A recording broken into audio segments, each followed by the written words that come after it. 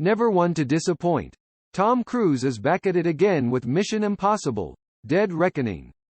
When the first Mission Impossible came out, I was blown away by the fact that he was swapping faces and voices with other people. It's become a signature part of the franchise. Nowadays, when we think of heroes, we think of Marvel's superheroes. They're not normal people, they have special abilities. They may be human, but they use gadgets and tools. They have more than human abilities. The original heroes, James Bond and Ethan Hunt, seem too weak. Instead, they're very real. Ethan Hunt has become an almost irreplaceable franchise. James Bond can be replaced, even if he's a spy, because he's a code name.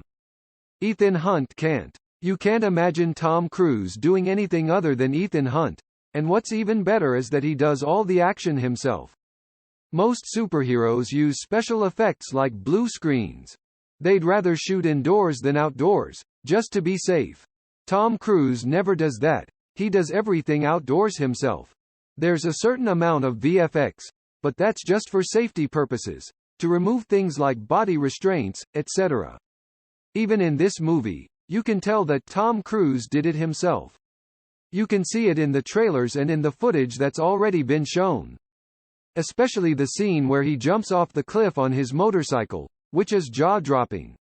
It's jaw-dropping how they came up with that, especially the motorcycle jump off the cliff.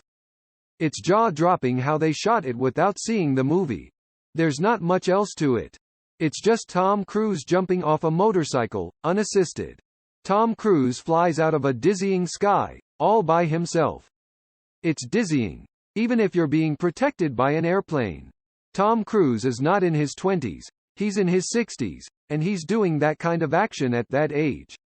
Obviously, there's no youth in action these days, but I don't think there's any action like Tom Cruise's. Besides that, everything Tom Cruise does is amazing. It's amazing when he's in his 20s, but when he's in his 60s, it's unbelievable. But he's not an action actor. His acting is already proven. Everybody recognizes Tom Cruise's acting. He's won acting awards. He's probably the only one in the world that does. An actor who can do both action and acting and still be a box office draw. I've never been disappointed by a Tom Cruise movie, and he hasn't stopped since he announced himself to the world with Top Gun. This is the last of the Mission Impossible movies, especially since it's the last one. It's the last one, so it was filmed over 2 episodes. Lately, movies have been spread out over several episodes instead of just one, like a soap opera. And I think that's a bit of a bummer, because it should have been done in one movie, but it's still very satisfying. As soon as the movie starts, it's non-stop action. When the movie finally takes a tempo break, I realize it's already been over an hour, and it's been going full throttle since then.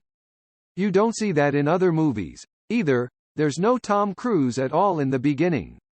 It's just showing the events that happened on the submarine. For us now, digital is almost absolute. Everything we live in is now digitally organized. So what happens when you have digital dominance? What if you could erase everything, even your own existence digitally? That's what this movie is about, trying to find and get the key to do that. And this time it's Haley Atwell, who plays Grace.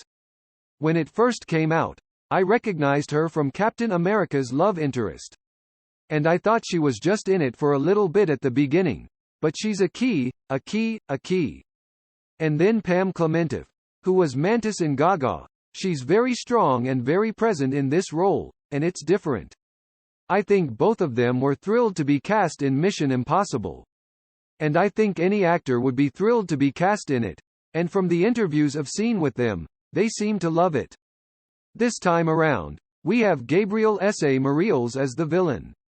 He's the teacher that Ethan taught, so he's the last person you want to have the keys to, and we've got Ving Rhames as Luther Stickle, Simon Pegg as Benji Dunn.